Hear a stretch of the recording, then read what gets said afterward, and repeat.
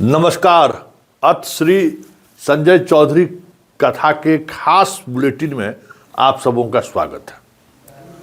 और आज हम इस खास बुलेटिन में इस बात की चर्चा करने जा रहे हैं कि आखिर संजय चौधरी इतना डरे हुए क्यों है। भाई, जिस व्यक्ति के पॉकेट में राजभवन हो, जिस व्यक्ति के खिलाफ दर्जनों जांच कमेटी गठित हो, हर कमेटी इनको दोषी ठहराया और राजभवन ने इनको हर मौका प्रदान किया, इतने बड़े शख्सियत को आखिर इस अदना पत्रकार से इतना डर क्यों लग रहा है। भाई, हैरान करने वाली बात।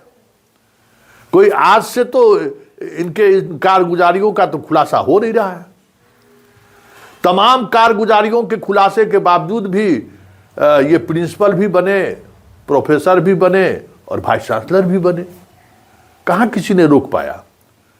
अखबार में खबरें छपती रही। राजभवन रिपोर्ट जाता रहा। किसी ने इनका बाल बांका नहीं कर सका।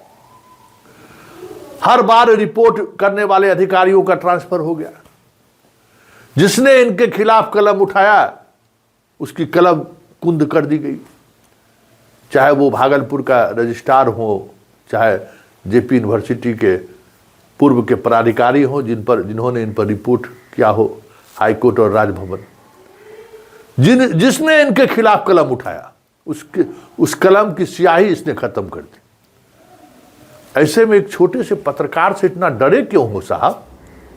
थाना में केस करो, एफआईआर दर्ज करने के लिए आपने लिख दिया और आपने जो ये चिट्ठी जारी की है अपने तमाम विश्वविद्यालय कर्मियों के नाम से कि सोशल मीडिया पर जो खबरें चले वो खबर आप शेयर नहीं कर सकते हैं, वो खबर आप एक दूसरे को नहीं भेज सकते हैं, अगर आप भेजे तो आप पर कानूनन कार्रवाई होगी।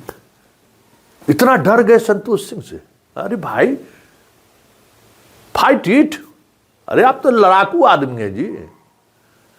आपके खिलाफ पूरा बिहार का शिक्षा जगत खड़ा है, फिर भी आप डटे हुए हैं।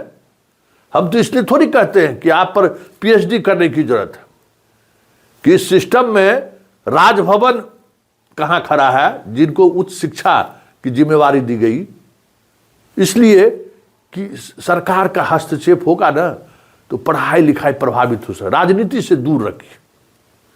हमारे राष्ट्रपति राधाकृष्णन जी का ये कंसेप्ट था ना कि भाई दूर रखिए राजनीति से, लेकिन राजभवन राजनीति का ये अखाड़ा हो, इस तरीके का अखाड़ा हो जाएगा। भ्रष्टाचार से जुड़े हुए मसलों को लेकर 10 वर्षों से कुंडली मारकर राजभवन बैठा रहेगा और राजभवन के द्वारा नियुक्त ऑफिसर अगर किसी भ्रष्टाचार के मुद्दों को लेकर सवाल खड़ा करे तो उसका रातों रात ट्रांसफर हो जाए। हजूर, क्या कहा जाएगा? हम अपने पुरखों को क्या कहेंगे भाई? अगर ऊपर जाएंगे तो क्या कहेंगे? इसलिए ये सवाल मौजूद है और ये सवाल हम उठाते रहेंगे। और चौधरी जी डरने उड़ने वाले हम नहीं हैं, आप डरा दीजिएगा, ठीक है ना। हम आपका पूरा इतिहास, भूगोल, नागरिक जितना है ना, सब मेरे पास पूरा डाटा है। मेरा काम सिर्फ पत्रकारिता है। मेरा काम कोई हम सोशल एक्टिविस्ट नहीं है। मेरा काम है कि बिहार की जनता के 14 करोड़ जनता के सामने में सच लाना। और अगर इसमें लगता है कि आपको सच नहीं है तो आप मुझसे बात करिए। हमने तो आपको मैसेज दिलवाया ही है कि आप मुझसे बात करिए। आपके पीएचडी डिग्री को लेकर जो सवाल है, हाईकोर्ट में जो याचिका दायर हुई थी उसके लेकर जो सवाल है, टीएनबी कॉलेज में रहते हुए भ्रष्टाचार से जुड़े हुए जो मुद्दे हैं, उन मुद्दों पर आप अपनी बात रखिए। हम तो चाहते हैं कि आप अपनी बात रखिए, प्रेस कॉन्फ्रेंस करिए, हम पटना से पहुंच जाएंगे। लेकिन आप पत्र के माध्यम से आप अपने अधीनस्थ कर्मचारियों को कह दीजिए कि टाइम्स ऑफ स्वराज देखबे मत करिए।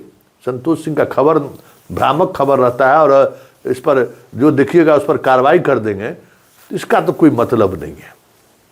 वैसे हम तो वही खबर चला रहे हैं ना जिस खबर के चलाने से आप पर कोई फर्क नहीं पड़ा। अब देखिए ना, आपके कारगुजारी का एक से एक खबर भागलपुर में पहले भी छप चुकी है कि आप पर भ्रष्टाचार से जुड़े हुए मामले में जांच चल रही है, आपको प्रभारी वाइस चांसलर बना दिया गया, आपने वहाँ के रजिस्ट्रार ने आपके भ्रष्टाचार से जुड़े हुए तमाम कुंडली को राजभवन से सूचित किया तो वो उनको हटा दिया गया। ये सारा देख लिए, अखबार की कटिंग तो कोई हम पहली बार तो नहीं हम चला रहे हैं। 2020 में आप पर चल चुका है, 2018 में चल चुका है, फिर भी आप बने हुए हैं ना। तो हम बिहार को यही दिखाना चाहते हैं ना कि ये कलम बाई जो है की हैसियत क्या है इस सिस्टम के सामने। नाना पाटेकर का फिल्म देखे हैं जिसमें कलम बाई पर बड़ा जबरदस्त डायलॉग उनका रहता है कि कलम बाई तू क्रांति लाने लाए चले हो, तुम्हारे कलम से क्रांति होने वाला है। तुम जिस अखबार पे लिखते हो उसको पता है कि सुबह सुबह उस अखबार पर बच्चे टट्टी कर देते हैं, चले हो क्रांति लाने। तो हम लोकतंत्र के तथाकथित इस चौथे स्तंभ के द्वारा आपके कारगुजारियों को लेकर दर्जनों सीरीज में खबर चलाई है। पता नहीं आप उस अखबार के संपादक और रिपोर्टर के साथ क्या किए ये तो मुझे नहीं मालूम है, लेकिन आप पर तो सीरीज में खबर छपी है ना आपके कारगुजारी को, आपके कारनामे के बारे में। मतलब आप इतने ताकतवर हैं कि अखबार में, मतलब आप पब्लिक ओपिनियन आपके बारे में क्या है वो आपके गांव के लोग भी जानते हैं। आपके गांव के भी बहुत सारे लोग हमको फ़ोन किए हैं, संयोग से बहुत सारे जानने वाले लोग हैं। वो गांव के लोग भी कह रहे हैं कि संतोष जी आप कम से कम इतना तो कम से कम हम लोग का आँख खोल दिए। अखबार वाला तो इसी छापा उस समय में हम लोग उस तरीके से चीज़ों को देखे भी नहीं, लेकिन ये आदमी का ये चरित्र है, हमके चरित्र जैसा भी हो, इनको अगर हम लगातार खबर चला रहे हैं तो इनको आके अपनी बात रखनी चाहिए। हम तो कहते हैं कि भाई आप हमें आमंत्रित करिए, आप प्रेस कॉन्फ्रेंस का तिथि तय कीजिए, समय तय करिए, हम आपके पास बात करने को तैयार है। आप खबर देखने से मना करने के बजाय आप अपनी बात तो रखिए, क्योंकि आपकी वो तमाम बातें जो केस प्रिंसिपल के केस के मुतालिक जो आपकी सफाई है वो आपकी गलत है कि आपके पक्ष में फैसला हुआ है, ऐसा नहीं है। हाईकोर्ट ने तो सीधे तौर पर कहा है कि ये राज्यपाल इस पर निर्णय ले। हाँ, ये अलग बात है कि राज्यपाल 10 वर्ष से राजभवन उस फाइल पर कुंडली मारकर बैठा हुआ है। 2020 में एक इस पर रिपोर्ट मंगाई, जो रिपोर्ट में कहा गया कि आपके पीएचडी से लेकर सभी चीज़ें जो है सो अपर्याप्त है और प्राप्त नहीं है, और ये जो दे रहे हैं डॉक्यूमेंट्स वो भी सही दिख नहीं रहा है। तो वो आपके ऊपर है, तो आप अपनी बात रख सकते हैं, लेकिन कहाँ तक छुपाइएगा चीज़ों को, क्योंकि अब आपके हर एक डॉक्यूमेंट्स की जांच तो होगी। संजय चौधरी जी, आपके हर एक डॉक्यूमेंट्स की जांच होगी और हर एक डॉक्यूमेंट्स के जांच के साथ वो खुलासा भी सामने आएगा, क्योंकि ये अत श्री संजय चौधरी कथा जो है ना, इस बिहार के उस सच की कथा है जिससे हर जनता को जानना, वाकिफ होना जरूरी है।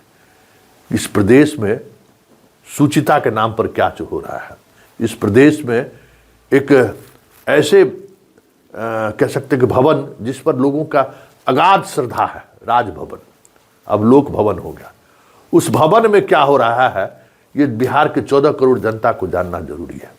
इसलिए ये कथा जारी रहेगा और संजय चौधरी जी, हमारी आपकी मुलाकात जरूर होगी, परेशान मत होइए आप। मेरी भी इच्छा है कि जिस जेल में जाकर हमने रिपोर्टिंग की है, दरभंगा जेल में, और आप आमादा हैं हम पर केस करने के लिए, तो एक बार कम से कम कैदी के रूप में मैं भी वहाँ पहुँच जाऊँ कि मैं एक ऐसे मुद्दों को उठाया है जिस मुद्दे को लेकर वाइस चांसलर साहब अपनी बात रखने के बजाय मुकदमा से लेके खबर पर कोई लोग देखे नहीं, यहाँ तक प्रतिबंध लगाने पर लगे हुए हैं। चलिए, कथा में फिलहाल इतना ही, वैसे ये कथा जारी रहेगा। फिलहाल इजाज़त दीजिए, नमस्कार।